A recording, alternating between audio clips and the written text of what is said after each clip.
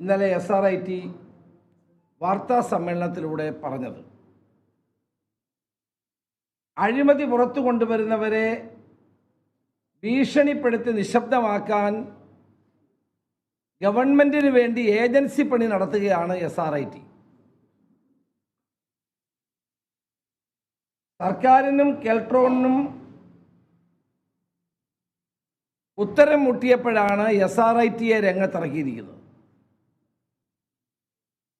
ഞങ്ങൾ ചോദ്യങ്ങൾ ചോദിച്ചത് കേരളത്തിലെ മുഖ്യമന്ത്രിയോടാണ്, SRITയോടല്ല.